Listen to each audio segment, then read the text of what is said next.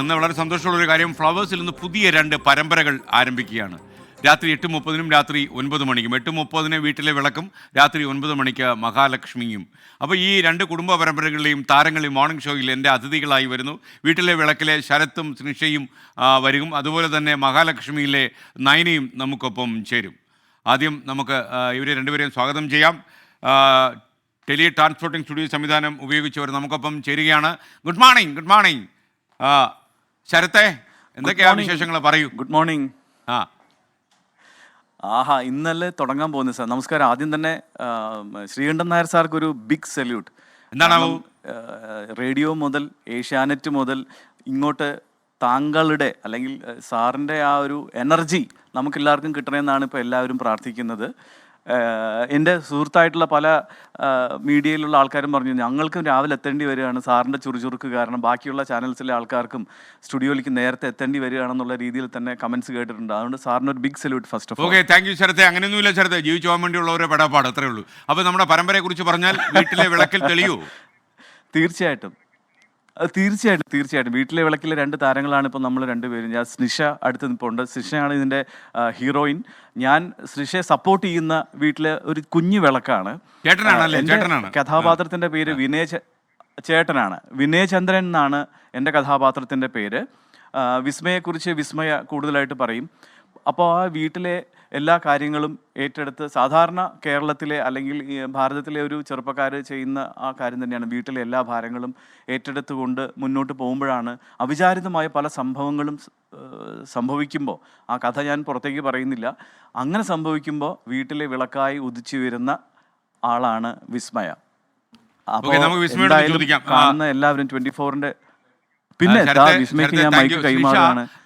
സിനിഷ എനിക്ക് തോന്നുന്നത് സീരിയൽ രംഗത്ത് അറിയപ്പെടുന്ന ഒരു അഭിനേത്രി തന്നെയാണ്. സിനിഷ നേരത്തെ അഭിനയിച്ച ഏതിലൊക്കെ ആയിരുന്നു? നേരത്തെ എൻ്റെ ഫസ്റ്റ് സീരിയൽ ഏഷ്യാനെറ്റിലായിരുന്നു, നീലക്കുയിൽ. പിന്നെ കാർത്തിക ദീപം, സീതാരാമം, സുഭദ്രം, ഇപ്പതേ നമ്മുടെ വീട്ടിലെ വിളക്ക്. തകർത്ത് തരിപ്പണമാക്കാൻ പോവല്ലേ? വീട്ടിലെ വിളക്കായിട്ട് മാറാൻ പോകുന്ന സിനിഷയാണ്. വിസ്മയാണ് കഥാപാത്രത്തിന്റെ പേരെന്ന് ഞാൻ മനസ്സിലാക്കുന്നു. അപ്പോൾ എന്താണ് ഈ കഥ പറയേണ്ട കാര്യം, പ്രേക്ഷകർ ഇത് കാണാന്ന് വെച്ചാലോ. അപ്പോൾ എന്നാലും ഈ കഥാപാത്രത്തിന്റെ ഒരു സ്വഭാവം എങ്ങനെയാണ്?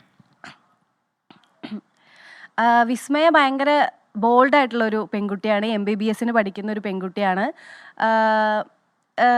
പിന്നെ ചേട്ടൻ്റെ ഒരു താല്പര്യപ്രകാരം ഞാൻ ഡോക്ടറേറ്റിന് പഠിക്കുന്നു. പിന്നെ അതെ, നമ്മൾ തമ്മിൽ എന്തെങ്കിലുമൊക്കെ പ്രശ്നങ്ങൾ ഉണ്ടായാൽ അതിൽ കയറി കൈകാര്യം ചെയ്ത് അതെല്ലാം സോൾവ് ആക്കി വീട്ടിലെ നിലനിർത്തുന്ന ഒരു നല്ലൊരു കഥാപാത്രമാണ് വിസ്മയ. അങ്ങനെ ഒരു നല്ല കഥാപാത്രമാണ്. ഓക്കെ, അപ്പോൾ സിനിഷയിലേക്ക് ഞാൻ വീണ്ടും വരാം. നമ്മുടെ രാത്രി 9 മണിക്ക് ഫ്ലവേഴ്സിൽ ഇന്നു മുതൽ സംപ്രേഷണിക്കുന്ന പരമ്പരയാണ് മഹാലക്ഷ്മി. ഇതിൽ മഹാലക്ഷ്മിയായിട്ട് വരാൻ പോകുന്ന നയനയാണ്. നയനയുടെ വീട് എവിടെയാ? എൻ്റെ വീട് വൈക്കം, കോട്ടയം വൈക്കം. അപ്പോൾ വൈക്കം കായലിൽ ഓളം തള്ളുമ്പോഴാണോ അഭിനയിക്കാൻ ഇറങ്ങിയത്? അല്ല, ഇടയ്ക്കിടയ്ക്ക് അങ്ങനെയൊന്നുമില്ല. അപ്പൊ നയനയുടെ വേറെ ഏതൊക്കെ പരമ്പരകളിലാണ് നയന അഭിനയിച്ച് ജനങ്ങളുടെ ശ്രദ്ധ നേടിയത്? ഇത് ഫസ്റ്റ് സീരിയലാണ് എൻ്റെ. ഞാൻ മൂവിയാണ് ചെയ്തുകൊണ്ടിരുന്നത്. അപ്പം എൻ്റെ ആദ്യത്തെ മൂവി ഉപചാരപൂർവ്വം ഗുണ്ടാജൻ എന്ന് പറഞ്ഞ സിനിമയായിരുന്നു.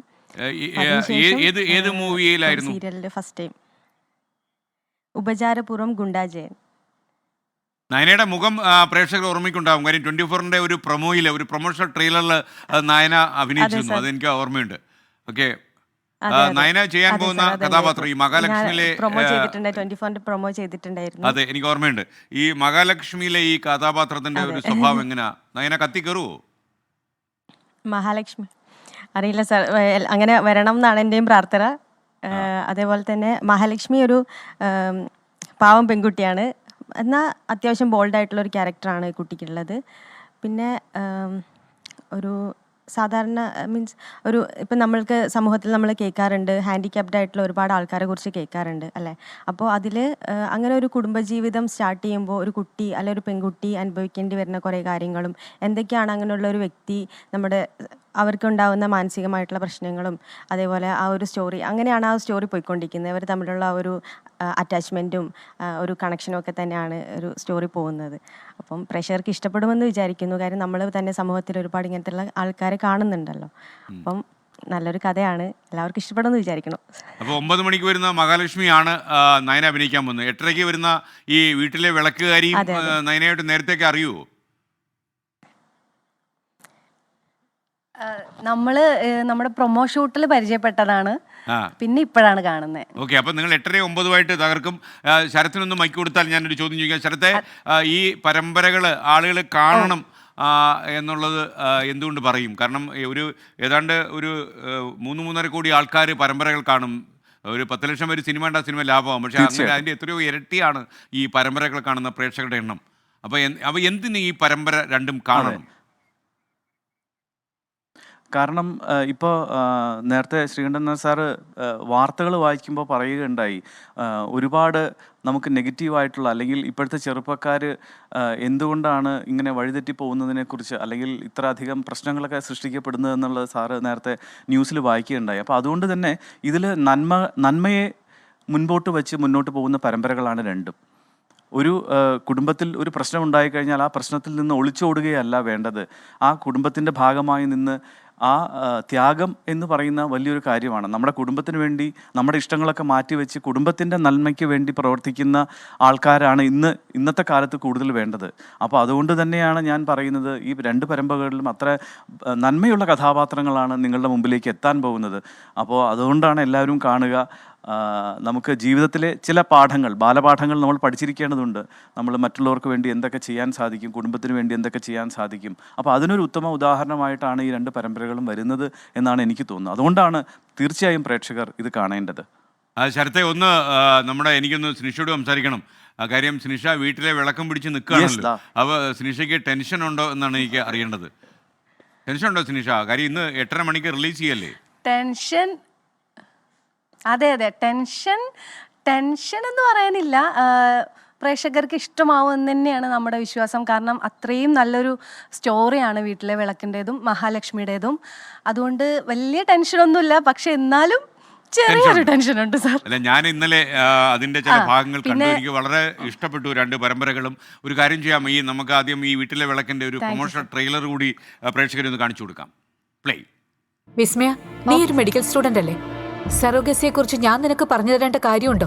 കുറുക്കിത്തിരി ലൂസായി കൊടുക്കുന്നതാ ഇഷ്ടം. വിസ്മയ, നീ ഇന്ന് പോണം. കുഞ്ഞിച്ചിരിയും കഞ്ഞിക്കവിളും പാൽമണക്കും കുഞ്ഞു ചുണ്ടും എന്നു കാണും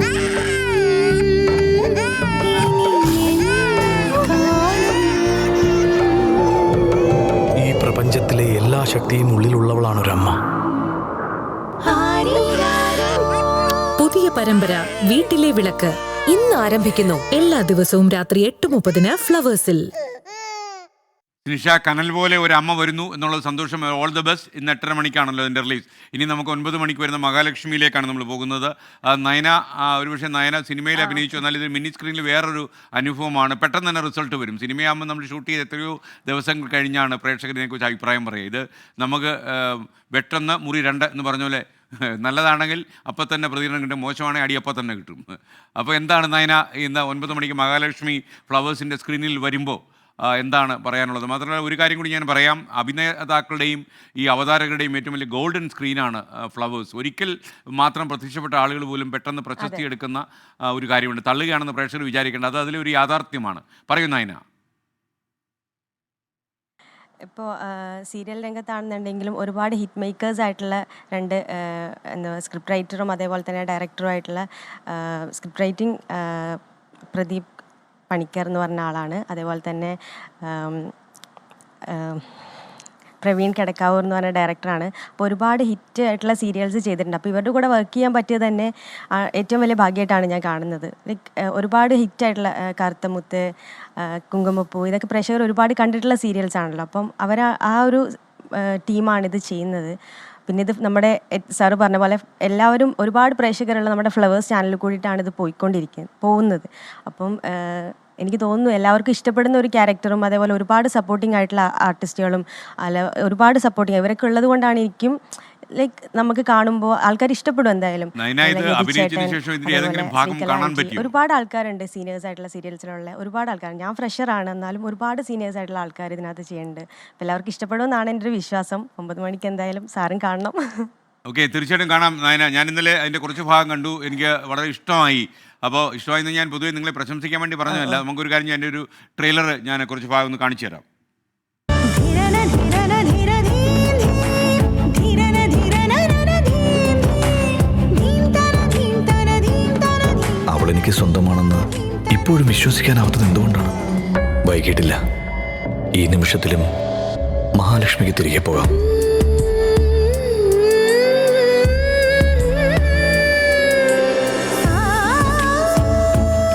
അനുതാപമല്ല, ഒരു ജന്മം കൊണ്ട് തീർക്കേണ്ട പ്രായശ്ചിത്തം. പുതിയ പരമ്പര മഹാലക്ഷ്മി ഇന്ന് ആരംഭിക്കുന്നു. എല്ലാ ദിവസവും രാത്രി 9 മണിക്ക് ഫ്ലവേഴ്സിൽ. നയന സിനിമ ഹിറ്റായതുപോലെ ഈ സീരിയലും ഹിറ്റാകട്ടെ, 2 പരമ്പരകളും ഹിറ്റാകട്ടെ. താങ്ക് യു ശരത്തൻ, thank you Snisha, thank you Nayana. അപ്പം വീട്ടിലെ വിളക്ക് രാത്രി 8:30 മണിക്കും സർ ഒരു കാര്യം കൂടി സർ, രാത്രി 9 മണിക്കും. പറയൂ ശരത്തെ, പറയൂ.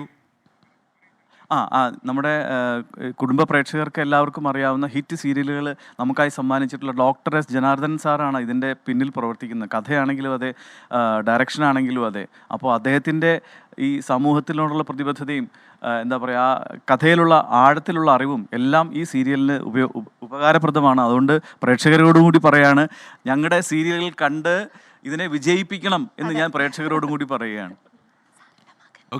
Okay, thank U. അപ്പോൾ ശരത്തും അതുപോലെ ഈ 3 പേരും നിങ്ങൾ കണ്ടല്ലോ. ഇവർ ഇന്നു മുതൽ നിങ്ങളുടെ വീട്ടിൽ അതിഥികളായി എത്തുകയാണ്.